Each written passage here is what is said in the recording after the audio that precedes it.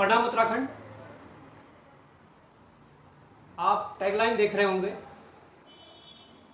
कि पारदर्शिता के लिए काम करना है तो हम साथ हैं, और चाटुकारिता करनी है तो करारा जवाब मिलेगा। ये वास्तविकता है।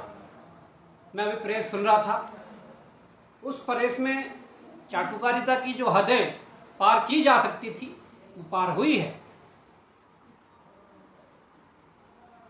आप इस बात को स्पष्ट मानिए। आयोग की तरफ से स्टेटमेंट आया, पेपर लीक नहीं है। एसएसपी अजय सिंह कह रहे हैं पेपर लीक नहीं है। ठीक है, हम भी कह रहे हैं पेपर लीक नहीं है, पर जहां से पेपर बाहर आया है,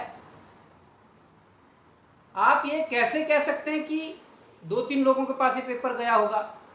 एक व्यक्ति के लिए कौन इतना बड़ा रिस्क लेगा, ये बड़ा सवाल है। दूसरी बात यह है कि जो एसएसपी के बातों से जो चीजें निकल कर आ रही हैं, वो मुख्यमंत्री की चरण वंदना करते हुए वो सारी चीजें दिख रही है कि कैसे चरण वंदना की जाती है। मैं तो कहूंगा कि जिस प्रकार की चीजें चल रही है, मुख्यमंत्री धामी ने नकल रोधी कानून आने के बाद अपने भाजपा के कार्यकर्ताओं से पूरे प्रदेश के गांव-गांव में, पूरे प्रदेश के ब्लॉकों में, मंडलों में नकल रोधी कानून के नारे लगाए, नकल रोधी कानून जिंदाबाद। ठीक है, उस बात को मान लिया, ठीक है। उसके बाद उस चीज के लिए कई कुमाऊनी गाने, कई गढ़वाली गाने, कई हिंदी गाने बनवाए गए, पर नतीजा क्या निकला? और आज जब चीजें सामने आने लगी, आज जब चीजें बाहर आने लगी, तो उसको दबाने के लिए फिर वही प्रयास किया जा रहा है जो पूर्व में जब भर्ती घोटाले हुए थे, जो तब उनको दबाने के लिए किया जा रहा है। आज पुलिस कहती है, इनका कानून कहता है कि जो अफवाह फैलाएंगे उन पर कार्रवाई होगी। क्या जो तथ्य साफ है, जो तथ्य सच्चे हैं, क्या तुम उन पर कार्रवाई करना चाहोगे? अगर तुम्हारा कानून इतना मजबूत है, तुम्हारे अंदर इतनी कुव्वत है, तो तुम बॉबी कुमार पर कार्रवाई करना। बॉबी कुमार ने सबसे पहले उसे वायरल किया। तुम ये डराकर, अजय सिंह जी क्या बोल रहे हैं कि कल युवा अगर आंदोलन में जाएंगे, पूर्व में मुकदमे हुए, सारी चीजें हुई, मुकदमों के डर दिखाकर युवाओं के भविष्य को खत्म करना चाहते हो। मुकदमों का डर दिखाकर युवाओं को अपने अधिकारों की आवाज उठाने से डराना चाहते हो। इस प्रकार की जो ये बात है, ये हमें तो पची नहीं, पर मुझे लगता है कि कई युवाओं को पचेगी नहीं। तुम क्या सोचते हो कि तुम वर्दी का रौब दिखाकर, तुम अपने कानून का रौब दिखाकर, तुम सत्ता का रौब दिखाकर तुम युवाओं को डराओगे? डराओ, कितने युवाओं को डरा सकते हैं। इसी डराने के चक्कर में बॉबी कुमार तैयार हुआ। तुम्हारा यदि यही रवैया रहा कि हम मुकदमेबाजी करेंगे, हम जेल भेजेंगे, हजारों बॉबी कुमार तैयार होंगे। इस बात का ध्यान रखना। हमारी शराफत का तुम फायदा उठाओगे। हम हर बार, हमारे पास चीजें आती है, हम हर बार कोऑपरेट करते हैं कि इनके जड़ तक पहुंचा जाए, जो यहां के युवाओं के भविष्य को बेच रहे हैं, और तुम उसका गलत फायदा उठाते हो। जांच करनी है तो जांच के तरीके से करो, ईमानदारी से करो, निष्पक्षता से करो। जिस दिन उगलना होगा हम उगलेंगे। किस पुलिस अधिकारी को हाकम सिंह के अंदर तक की चीजें बताई थी?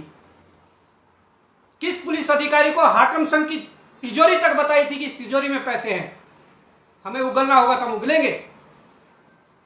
और हुआ क्या? हाकम सिंह थाईलैंड से आया, एयरपोर्ट पर नहीं उठाया गया, क्योंकि उसे भेजा गया ऊपर रिजॉर्ट में, 3-4 दिन वहां रखा गया, सारी चीजें सेटलमेंट कर सके। उसके बाद में लोकल तौर पर अगर किसी व्यक्ति को पीछे न लगाया होता तो हाकम सिंह उस समय भी नहीं पकड़ा जाता।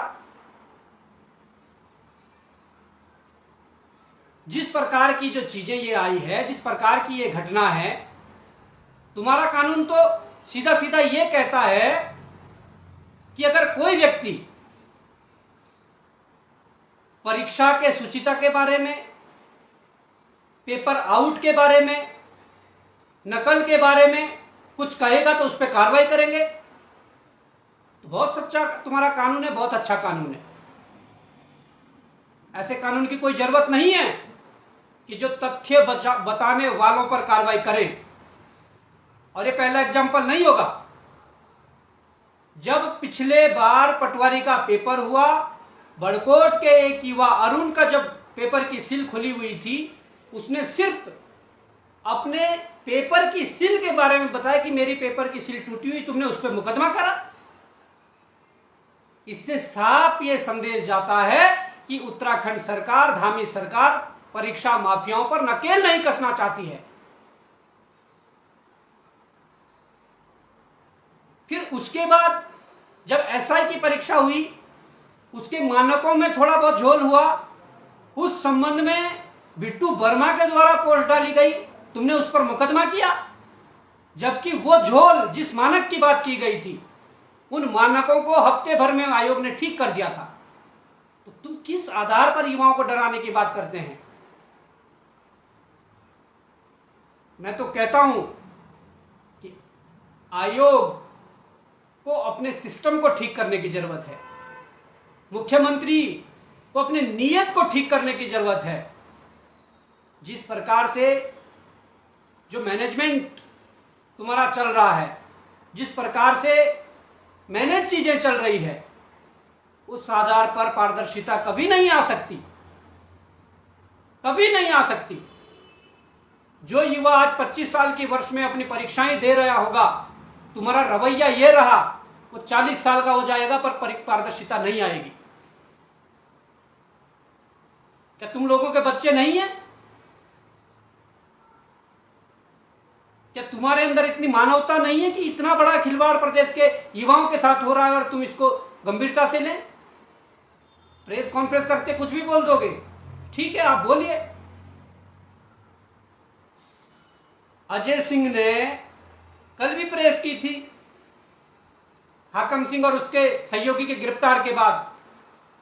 उसके बाद बताया गया कि सारी चीजें ठीक हो गई, सारी चीजें ठीक है, शुचिता भंग नहीं हुई, अलाना नहीं हुआ, फलाना नहीं हुआ, ढिमका नहीं हुआ, ठीक है। उसके बाद आज चीजें बाहर आई, आज दिन भर चीजें चलती रही। अभी शाम को आयोग के अध्यक्ष, एसएसपी और ये तमाम प्रकार के प्रेस करते हैं, कहते हैं कि शुचिता भंग नहीं हुई, ठीक है, 2-3 लोगों के पास ये सर्कुलेट हुआ, सारी चीजें हैं। क्या गारंटी है? बताइए, क्या गारंटी है? आप हमें ये बता दीजिए कि अगर आप हमें इतना अधिकार दे सकते हैं कि जो चीजें हुई हमें अपने अनुसार जांच करने दीजिए, हम प्राइवेट जो लैब होगी उस लैब से इसकी जांच करवाएंगे कि चीजें कहां तक कैसी चली है।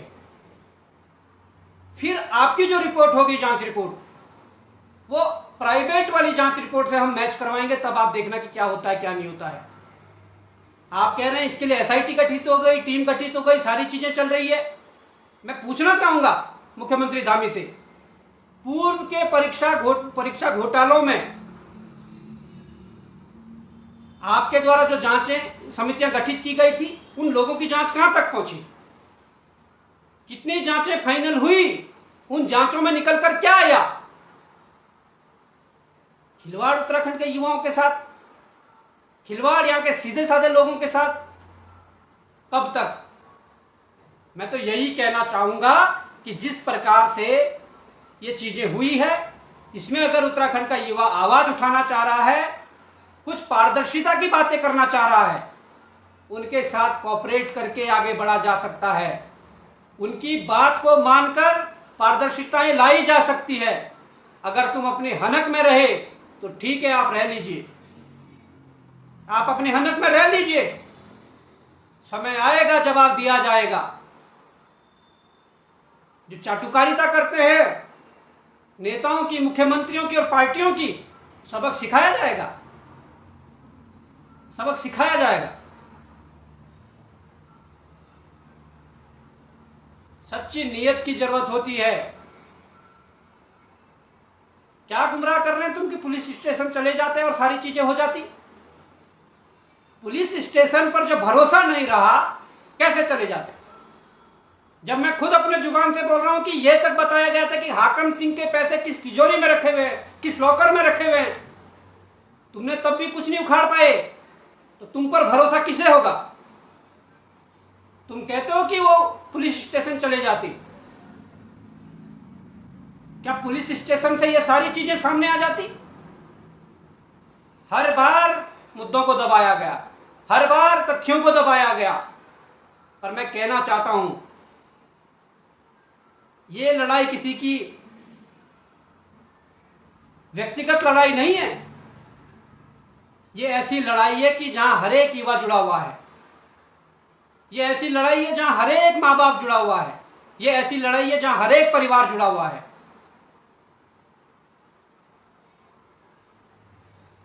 अगर ये चीजें गलत हुई है, अनियमितताएं हुई है, इसका विरोध होना चाहिए और दबा के विरोध होना चाहिए।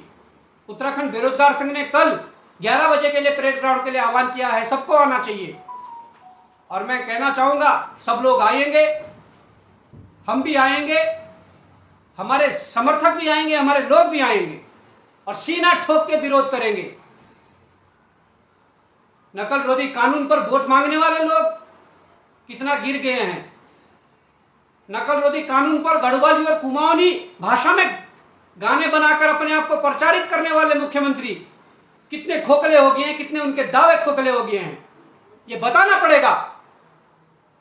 बात करते हो कि सारी चीजें ठीक हो जाएंगी। मैं कहना चाहता हूं, ये लड़ाई पूर्व में भी लड़ी है और 2 साल तक एकता विहार धरना स्थल पर टेंट के नीचे रहे हैं, मच्छरों ने खाए हैं, दाल चावल खाकर पूरी रातें बिताई है, गंदा पानी पीकर रातें बिताई है, इसलिए कि सीबीआई जांच हो जाए। तो अगर तुम इतने ईमानदार हो और ये इतने अफसर काबिल है जो आज चरण वंदना कर रहे हैं, तो भाई सीबीआई जांच क्यों नहीं कर लेते? मैं मान लेता हूं कि अगर ठीक है उत्तराखंड के ही लोग लिप्त थे, यहाँ के ही परीक्षा माफिया थे, तो आप एसटीएफ एसआईटी के जरिए कर सकते थे। जब पूर्व में राजस्थान से गिरफ्तारियां हो गई थी, उत्तर प्रदेश से गिरफ्तारियां हो गई थी, मध्य प्रदेश से गिरफ्तारियां हो गई थी, सीबीआई जांच कराने में क्या दिक्कत है?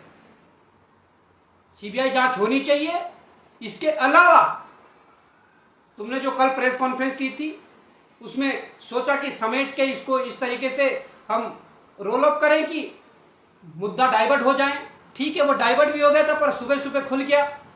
आज तुमने फिर इसको कोशिश की कि इसको पूरी तरीके से डाइवर्ट किया जाए, पर मैं दावे के साथ कहता हूं तुम इसको डाइवर्ट कर दो, कल के दिन कुछ दिनों में पूरा मुद्दा खुलकर रहेगा।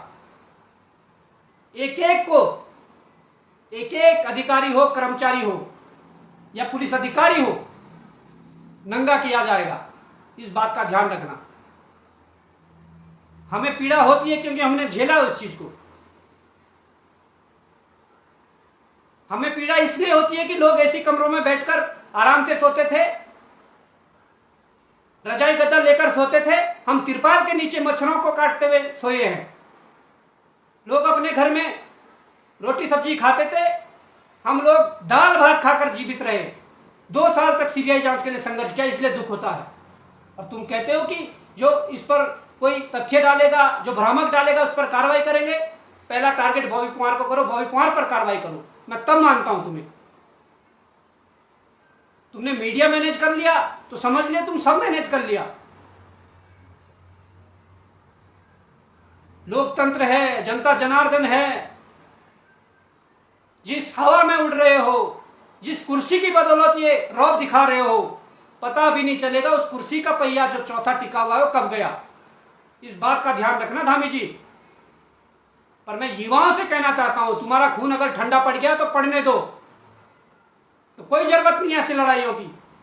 ना बॉबी कुमार को जरूरत है, ना बेरोजगार संघ को जरूरत है, ना स्वाभिमान मोर्चा को जरूरत है। अगर तुम्हारा खून ठंडा है तो ठंडा रहने दो। अगर हमारे जो महापुरुष हुए, जिन्होंने देश को आजादी दिलाई, अगर उनका भी खून ठंडा पड़ जाता तो आप आज आजाद भारत में खुली सांस नहीं ले पाते थे। अगर उन आंदोलनकारियों का खून भी ठंडा पड़ जाता जिन्होंने गोलियां खाई, लाठियां खाई, जेल गए, उत्तराखंड बनाया, तो आज ये प्रदेश नहीं मिलता।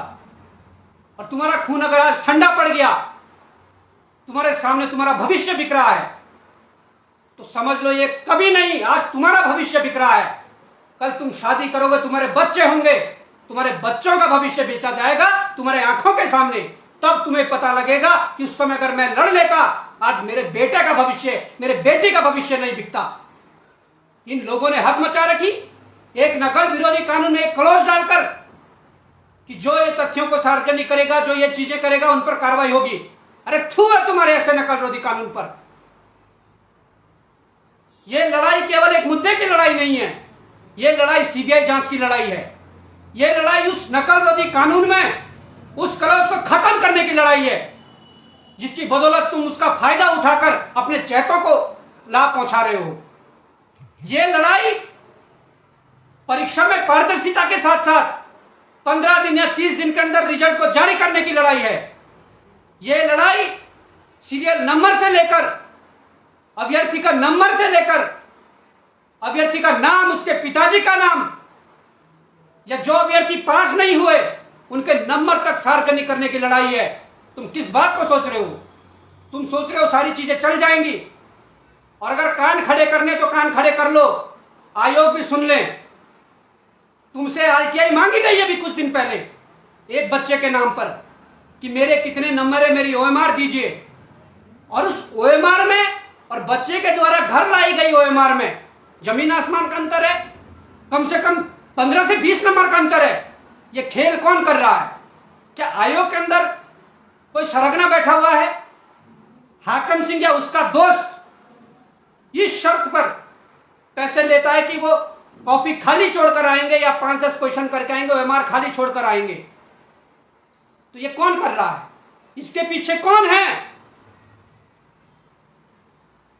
हम अगर शराफत से एसटीएफ भी चले जाते हैं, हम शराफत से एसएसपी के पास भी चले जाते हैं, हम शराफत से आयोग भी चले जाते हैं, हम शराफत से एसओजी भी चले जाते हैं, तुम इस शराफत का फायदा उठाओगे।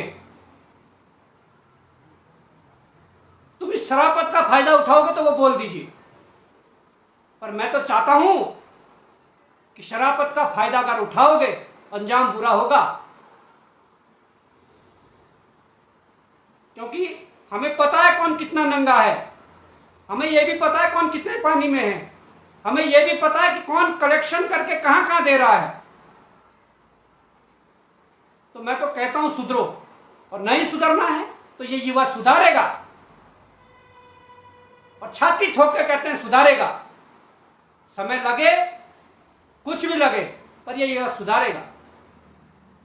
मैं चाहता हूं युवा साथी कल ये पूरा इंतजाम करेंगे। कोचिंग सेंटरों के बाद ये पुलिस लगा देंगे कि बच्चे वहां ना जाए। मैं कहता हूं जो बच्चे आंदोलन में शामिल हो कोचिंग ना जाए, सीधे 11 बजे परेड ग्राउंड पहुंचे, अपने लिए आवाज उठाएं। नहीं तो तुम्हारा ये सिलेक्शन हर बार ऐसे ही रोकते रहेंगे, तुम्हारा भविष्य ऐसे ही बेचते रहेंगे। आज तुम्हारा बेचेंगे, कल तुम्हारे बच्चों का बेचेंगे। अगर इतनी बातें समझकर भी तुम लोगों को समझ नहीं आएगा, तो मैंने कहा है कि व्यक्तिगत बॉबी पवार की ये लड़ाई नहीं है, व्यक्तिगत बेरोजगार संघ की ये लड़ाई नहीं है। बेरोजगार संघ भी तभी है जब तुम लोग साथ दोगे, स्वाभिमान मोर्चा भी तभी है जब तुम लोग साथ दोगे।